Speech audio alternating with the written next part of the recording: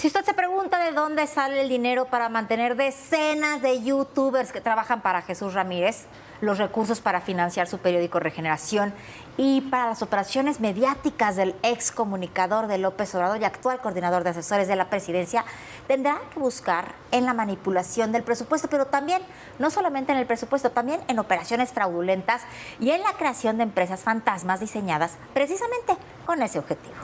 Aquí le hemos contado cómo se publicó en el libro Ni Venganza ni Perdón, que escribimos, un servidor con Julio Scherer Ibarra, cómo Ramírez se entregó a sí mismo recursos del presupuesto, a él, a sus empresas, a sus cercanos desde la Dirección de Comunicación Social con López Obrador. También a los acuerdos que llegó para la instalación en México de medios financiados relacionados con la Rusia de Putin. Pero una investigación de Mexicanos contra la Corrupción y la Impunidad demuestra que Ramírez además creó empresas fantasmas para facturarse a sí mismo y evadir al SAT. No es algo que decidamos nosotros, lo decidió y lo publicó el propio SAT. Con eso financió en 2018 su periódico Regeneración. Esta es la historia. Ha hecho del financiamiento ilegal su mejor arma. Jesús Ramírez Cuevas se ha valido de empresas fantasma, de recursos del crimen organizado, del contrabando de combustible, de políticos radicales extranjeros y de regímenes dictatoriales. Nada lo ha parado, aunque las acusaciones, las pruebas, los testimonios ahí están. Ramírez Cuevas ha tratado de deslindarse, le han preguntado públicamente sobre esta empresa y hoy por hoy dice que ni siquiera la conoce, cuando en su momento pues los contratos fueron firmados por él y por las autoridades del partido con esta empresa fantasma. Mexicanos contra la Corrupción reveló que en Tabasco, Morena contrató en 2016 una empresa fantasma llamada Benefac SADCB para imprimir el diario Regeneración, vocero del movimiento de Andrés Manuel López Obrador y dirigido por el propio Jesús Ramírez. Al principio lo negó todo, pero en 2018 Jesús Ramírez publicó en su cuenta de Twitter la copia de la factura y el cheque para supuestamente demostrar la legalidad de la transacción.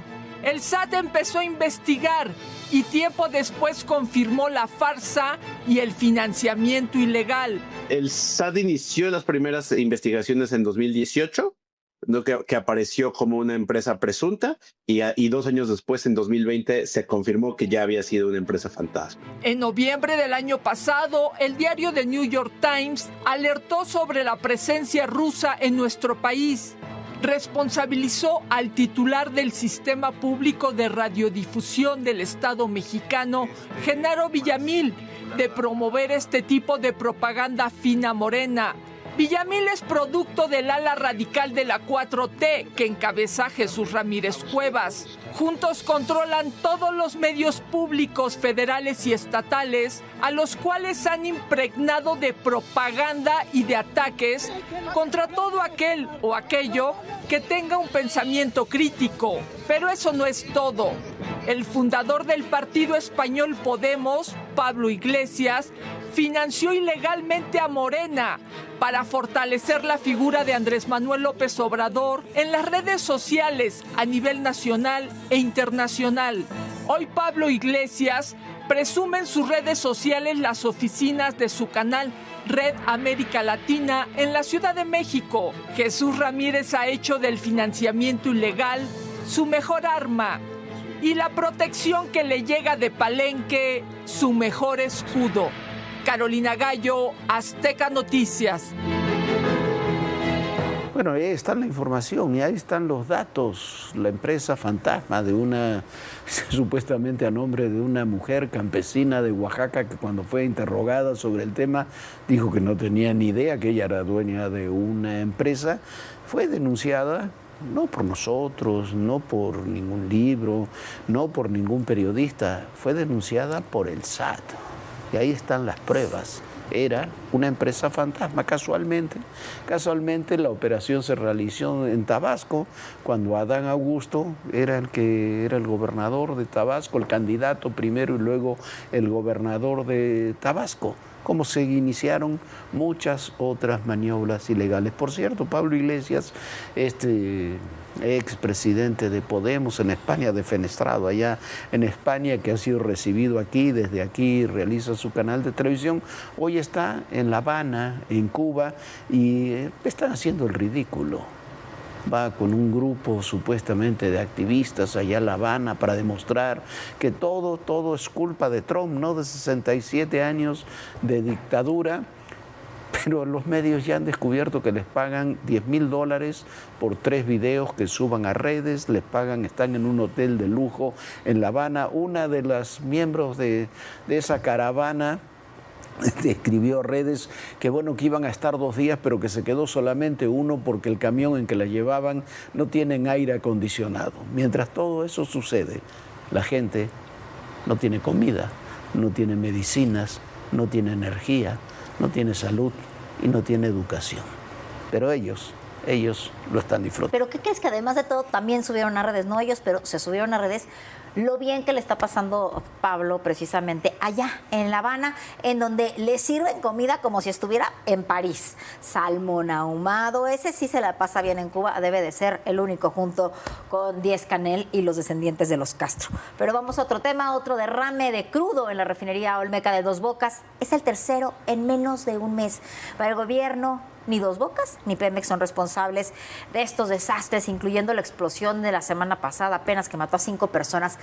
Se trata de uno de los proyectos, esta refinería de Dos Bocas, insignia del presidente López Obrador, que están o deberían de estar bajo la lupa por sus innumerables irregularidades. La refinería Olmeca Dos Bocas en el estado de Tabasco, uno de los 3 proyectos insignia del sexenio López Obradorista, sigue dando de qué hablar. Y no solo por el alto costo del proyecto o porque está por debajo de la producción prometida.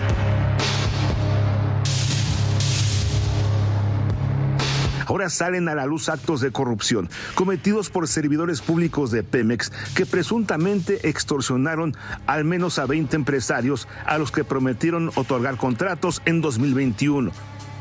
El señor Salvador Blanco Rico, pseudoingeniero, se presenta con nosotros directamente en el interior de la refinería por los motivos de que la refinería tenía atrasos y que eran instrucciones directamente del señor presidente Andrés Manuel López Obrador. Según versión del ingeniero Gervasio Cabrera Corrales, representante de ICIPSA México, la invitación a ser proveedores de la refinería Dos Bocas resultó una extorsión de Salvador Blanco Rico y hermanos, quienes aseguraron ser funcionarios de Pemex y operadores políticos. Por parte de la Presidencia de la República, tanto de López Obrador como de la señora Rocío Nale, nosotros estamos pidiendo un dinero que es para la colaboración de las campañas políticas. El dicho del ingeniero Gervasio fue corroborado por otros empresarios que dieron su testimonio de manera anónima porque han sido amenazados.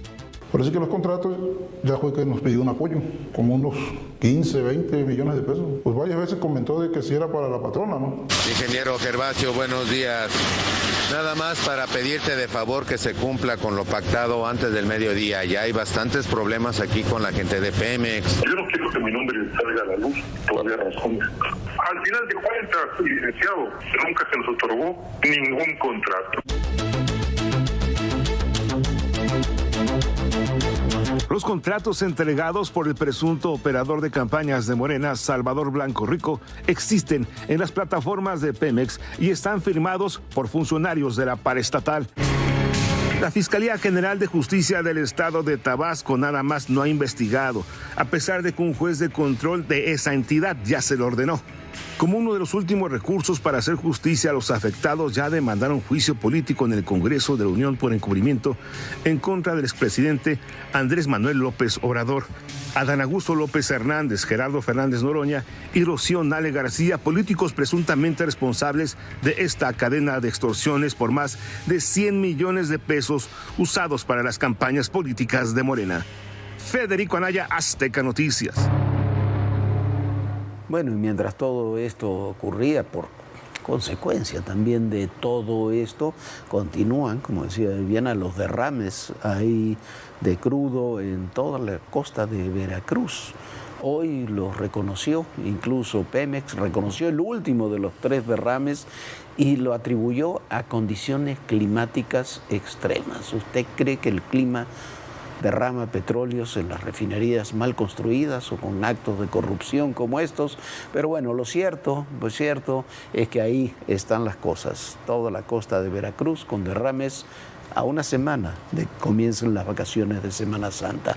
Y se cumplen 32 años, hoy se cumplieron 32 años del asesinato, este hecho tan traumático, el asesinato de Luis Donaldo Colosio, y después de tantos años se quiere volver a manipular el magnicidio. Desde la Fiscalía General de la República, cuando la dirigía Alejandro Gertz Manero, se ha querido resucitar la tesis, las mismas tesis que llevaron a Pablo Chapa Besanilla a esa vergüenza que fue la investigación en aquellos años 95-96. Estaban enterradas esas investigaciones desde hace años y ahora se vuelve sin sustento pericial alguno a la acusación del segundo tirador y la conspiración. Un ex agente del CISEN, Jorge Sánchez Ortega, ha sido detenido, está preso en el altiplano, acusado de ser ese segundo tirador sin que exista una sola prueba pericial en su contra. Al mismo tiempo, otras líneas de investigación continúan siendo desechadas. Una de las más importantes y que hemos indagado desde 1994, imagínese usted, es la del narcotráfico. Esta es la historia. Y ahora vengo a Tijuana, a Baja California, con mucho orgullo, como su candidato a la presidencia de México.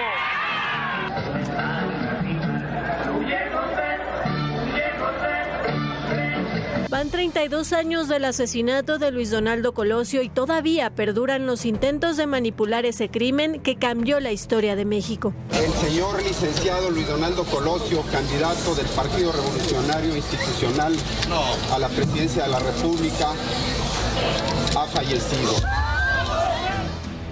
La tarde del martes 23 de marzo de 1994, el candidato priista llegó a Tijuana procedente de La Paz. La cita era en la colonia Lomas Taurinas, donde realizó un mitin. Al terminar su discurso, se dirigió con su comitiva a la camioneta donde viajaba. Cuando había recorrido unos 13 metros, uno de los asistentes logró penetrar el cerco de seguridad. Puso una pistola Taurus 38 milímetros cerca del oído del priista y disparó.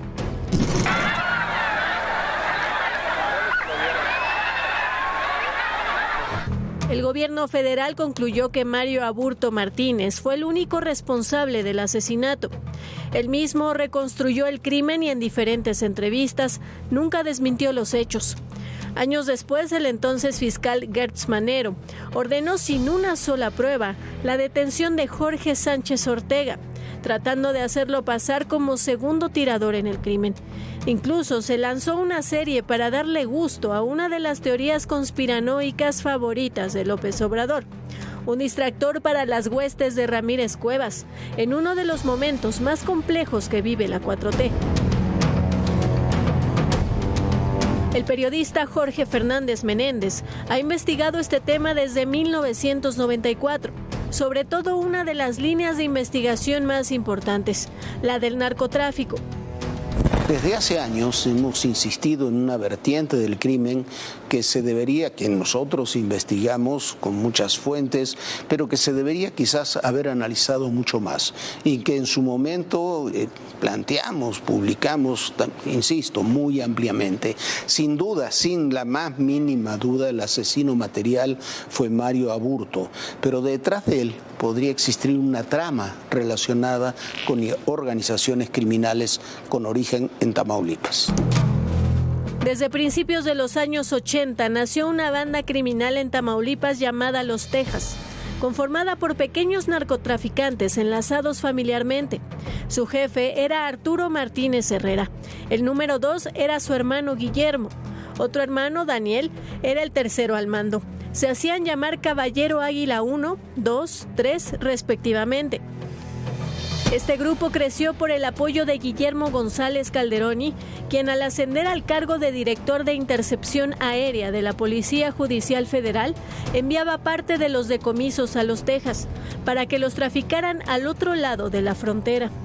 Los Tejas trabajaron durante años, tanto para González Calderoni como para Juan García Ábrego, el líder del Cártel del Golfo. El primer personaje contratado para asesinar a José Francisco Ruiz Massieu fue Carmelo Herrera, primo de Los Tejas y miembro de la banda. Carmelo era narcotraficante y madrina del comandante de la Policía Judicial Federal, José Luis Larrazolo, un colaborador cercano de González Calderoni. Larrazolo fue asesinado el 2 de febrero de 1994. Semanas antes encabezó el comando que intentó asesinar a su enemigo, Amado Carrillo Fuentes. Carmelo también era vecino del tío de Mario Aburto. En esa casa, en el norte de Veracruz, Aburto habría escrito en unos cuadernos que se identificaba como un caballero águila, como lo hacían Los Tejas. ¿Qué sucedió un mes antes del crimen? Humberto García Ábrego fue corrido de una cena que se le había hecho a Colosio en Monterrey, por órdenes del propio candidato presidencial. Los García Ábrego aseguraban que habían invertido en la campaña presidencial y Colosio, al expulsar a Humberto de la cena, mandó el mensaje de que no tenía relación con ellos. ¿Para quién trabajaban Los Tejas? Para los García Ábrego. Bueno, ahí están todos esos indicios desde entonces que investigamos durante varios años. Ahí quedó el tema, eso no se ha investigado. Pero ahora quieren inventar nuevamente lo que ya había inventado Chapa Besanilla en 1995, lo del segundo tirador. Por lo pronto, un hombre que no tiene nada que ver o que no tuvo nada que ver con ese crimen está en el altiplano, esperando que algún día, a ver si deciden hacer justicia, Vila. Pues sí, pasan los días y siguen las dudas respecto a lo que realmente ocurrió en la localidad de El Salado, en Sinaloa. La semana pasada, cuando se detuvo y posteriormente se liberó a la hija del Mayo Zambada, Mónica, y donde también hubo un enfrentamiento durísimo donde murieron 11 integrantes de los Mayitos. En días recientes, la comunidad del Álamo se volvió el centro de atención tras la detención y liberación de Mónica Zambada Niebla, hija de Ismael El Mayo Zambada, zona donde opera la facción de los Mayitos del Cártel de Sinaloa. Este operativo en la sindicatura de El Salado, al sur de Culiacán, tenía como objetivo a Joel Enrique Sandoval Romero, alias el 19, antiguo jefe de escoltas del Mayo Zambada. El secretario de Seguridad y Protección Ciudadana, Omar García Harfuch, explicó el jueves 19 de marzo los motivos por los que Zambada Niebla fue liberada. En una de las acciones operativas, en uno de los inmuebles, se encontraba esta persona, Mónica del Rosario N., con otra menor de edad. Ella nunca fue detenida, de manera momentánea está bajo custodia, primero para resguardar la seguridad de todos los que estaban, de los elementos de seguridad y también de las personas, incluyendo la menor de edad. Y sobre todo para una cosa, verificar si tenía un mandamiento judicial aquí en México o en Estados Unidos. No tiene ningún mandamiento judicial ni en México ni en Estados Unidos. Añadió que ese día se realizaron operativos en varios municipios del estado para contener la violencia generada por el Cártel de Sinaloa. De manera simultánea, en la sindicatura de Aquila, marinos se enfrentaron a gente de la Malliza. El saldo fue de 11 delincuentes abatidos y en donde detuvieron a Omar Osvaldo N., alias El Trono. Sin embargo, la falta de claridad oficial ha alimentado la incertidumbre.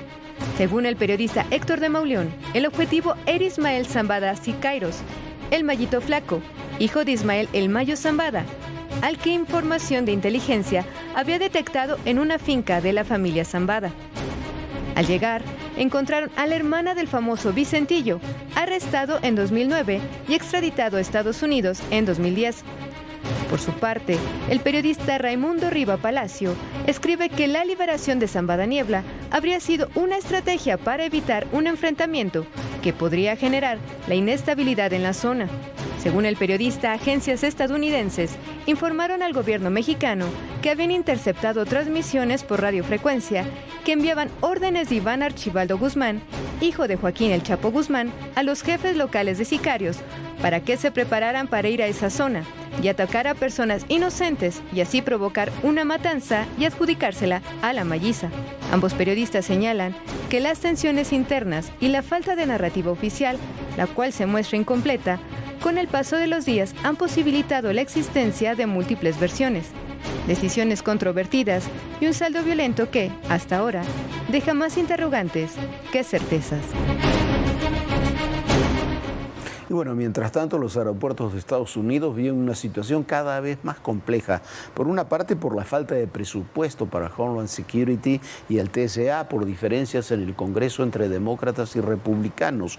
Hoy entró en operaciones en los aeropuertos del país el Servicio de Migración, el ICE, en lugar del TSA, y para colmo, en el aeropuerto neoyorquino de LaGuardia, en un accidente inexplicable, solamente explicable por la saturación que tienen los operadores en el aeropuerto, los operadores aéreos. En una terminal de esa magnitud, un camión de bomberos chocó contra un avión de Air Canada, provocando la muerte de 2 pilotos. Si va a viajar de o hacia los Estados Unidos, tome previsiones, porque la situación tiene en todos los aeropuertos muchas demoras precisamente por esta coyuntura que se está viviendo. Agentes del Servicio de Control de Inmigración y Aduanas, conocidos como ICE, fueron desplegados en los principales aeropuertos de Estados Unidos debido a la escasez de personal de seguridad causada por la parálisis presupuestaria parcial en el Congreso. El ICE está bajo un intenso escrutinio por los tiroteos mortales que ha protagonizado en medio de operativos anti-inmigración, lo que llevó al cese de la secretaria de Seguridad Nacional, Kristi Noem. Por eso los demócratas ven esto como un elemento más que impide el acuerdo. Everywhere ICE goes, trouble follows. We've seen that. And it is highly likely the airports will be no exception. No one trusts that ICE is going to make things better. Patrolling airports is not in ICE's job description. It's certainly not what they're trained to do. And let's be clear, ICE agents performing the work of TSA officers are not going to make our airports any safer. It's going to make them less safe because ICE agents aren't trained in airport security. Mientras tanto, estas son las filas inmensas en el Aeropuerto Internacional de Atlanta, uno de los más transitados en Estados Unidos. These long security lines have been frustrating. It's been overwhelming, to say the least. You know, it's tiring to have to add extra time onto your travel. Como ella, hay miles de afectados y el escenario se replica en más de una terminal aérea. Por si fuera poco, en Nueva York un avión de Air Canada Express chocó contra un camión de bomberos al aterrizar en el aeropuerto LaGuardia. El piloto y el copiloto perdieron la vida y 41 personas resultaron heridas. Todo este caos se debe al cierre parcial del gobierno en Estados Unidos, que ya supera las 5 semanas. Ocurre porque el Congreso no ha aprobado el presupuesto necesario para financiar al Departamento de Seguridad Nacional, lo que deja a miles de empleados federales sin recibir salario, aunque están obligados a continuar trabajando. Entre los más afectados se encuentran los agentes de seguridad del transporte, encargados de los filtros en los aeropuertos. La falta de pago causó renuncias y un déficit de personal esencial. En medio de la crisis, el empresario Elon Musk ofreció cubrir temporalmente los salarios de estos trabajadores, gesto que no le fue aceptado. Este escenario genera preocupación internacional por los eventos importantes que se avecinan. We're less than 3 months away from the World Cup at this point. Planning in many places is behind where the officials would like it to be for security. Mientras el estancamiento político continúa en Washington, la situación podría agravarse con menos personal, recursos limitados y eventos internacionales en puerta.